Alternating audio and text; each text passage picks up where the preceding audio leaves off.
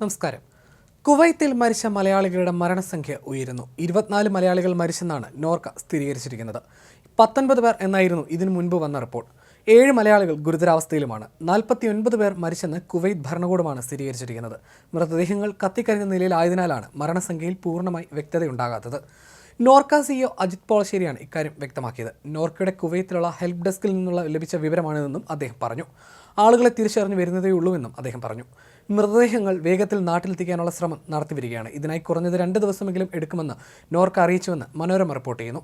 നോർക്കയ്ക്ക് 2 help ഡെസ്കുകളാണ് പ്രവർത്തിക്കുന്നത്. കേരളത്തിൽ നോർക്കയുടെ global contact സെന്ററിലെ ഹെൽപ്പ് ഡെസ്ക് 24 മണിക്കൂറും പ്രവർത്തിക്കുന്നുണ്ട്. കുവൈത്തിൽ വിവിധ അസോസിയേഷനുകളുടെ സഹായത്തോടെ ഹെൽപ്പ് ഡെസ്കും പ്രവർത്തിക്കുന്നുണ്ട്. ഈ 2 ഡെസ്കുകളും വിവരം പരസ്പരം കൈമാറുന്നുണ്ട്. 8ഓളം പേർ കുവൈത്തിലെ ഹെൽപ്പ് ഡെസ്കിലുണ്ട്. ഇവർ മോർച്ചറിയിലും ആശുപത്രിയിലും മറ്റ് സ്ഥലങ്ങളിലും പ്രവർത്തിക്കുന്നു. 9ഓളം പേർ അത്യാസന്ന നിലയിൽ ആശുപത്രിയിലുണ്ട്. ചിലർ ആശുപത്രിയിൽ ചികിത്സയിലാണ്. ചിലർ ആശുപത്രി വിട്ടു. മരിച്ചവരുടെ മൃതശരീരം കമ്പനിയാണ് തിരിച്ചറിയേണ്ടതെന്നും നോർക്ക സിഇഒ പറഞ്ഞു. കമ്പനി തിരിച്ചറിഞ്ഞാലേ ഔദ്യോഗികമായി മരണം സ്ഥിരീകരിക്കുമെന്നും അദ്ദേഹം പറയുന്നു. അതിനിടെ കുവൈത്തിൽ കാണാതായ ചാവക്കാട് സ്വദേശി ബിനോയ് തോമസ് മരിച്ചതായി വീട്ടുകാർക്ക് വിവരം ലഭിച്ചു. സുഹൃത്താണ് ബിനോയുടെ മൃതദേഹം തിരിച്ചറിഞ്ഞത്. മരണമടഞ്ഞ മലയാളികളുടെ കുടുംബാംഗങ്ങൾക്ക് സംസ്ഥാന സർക്കാർ 5 ലക്ഷം രൂപ വീതം ധനസഹായം നൽകും. പരിക്കേറ്റ മലയാളികൾക്ക് 1 ലക്ഷം രൂപ വീതം നൽകാനും ഇന്ന് ചേർന്ന പ്രത്യേക മന്ത്രിസഭാ യോഗം തീരുമാനിച്ചു. ആരോഗ്യവകുപ്പ് മന്ത്രി വീണ ജോർജ് അടിയന്തരമായി കുവൈത്തിലേക്ക് യാത്ര തിരിക്കും. State mission director Jeevan Babu അനുഗമിക്കും. പരിക്കേറ്റ മലയാളികളുടെ ചികിത്സ, മരണമടഞ്ഞവരുടെ മൃതദേഹങ്ങൾ നാട്ടിലെത്തിക്കൽ തുടങ്ങിയ പ്രവർത്തനങ്ങളുടെ ഏകോപനത്തിനായിട്ടാണ് ഇവർ കുവൈത്തിലെത്തുന്നത്.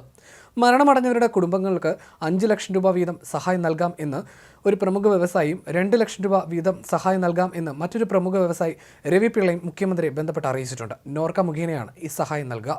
ഇതോടെ ഒരു കുടുംബത്തിന് 12 ലക്ഷം രൂപയാണ് സഹായം ലഭിക്കുക. കുവൈത്ത് അഗ്നിബാധ മരണങ്ങളിൽ മന്ത്രിസഭ അനുശോചനം രേഖപ്പെടുത്തി. സാധ്യമായ എല്ലാ സഹായങ്ങളും അപകടത്തിൽപ്പെട്ടവർക്ക് ലഭ്യമാക്കാൻ നോർക്കയുടെ ആഭിമുഖ്യത്തിലും പ്രവാസികളുടെ മുൻകൈയിലും ശ്രമം നടക്കുന്നുണ്ട്.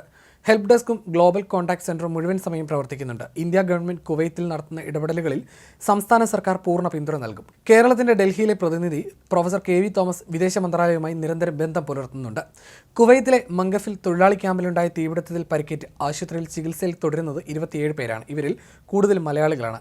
വിദേശകാര്യ സഹമന്ത്രിയും കുവൈത്തിലെത്തിയിട്ടുണ്ട്. മരിച്ചവരുടെ മൃതദേഹങ്ങൾ വ്യോമസേന വിമാനത്തിൽ എത്തിക്കാനാണ് ശ്രമം നടക്കുന്നത്. അതിനിടെ ഇന്ത്യൻ വിദേശകാര്യമന്ത്രി S ജയശങ്കറും കുവൈത്ത് വിദേശകാര്യമന്ത്രി അബ്ദുള്ള അലി അൽ യഹിയയുമായി സംസാരിച്ചു. തീപിടുത്തത്തിനു ശേഷം കുവൈത്ത് അധികൃതർ സ്വീകരിച്ച നടപടികളെക്കുറിച്ച് അബ്ദുള്ള അലി അൽ യഹിയ ജയശങ്കറിനോട് വിവരിച്ചു.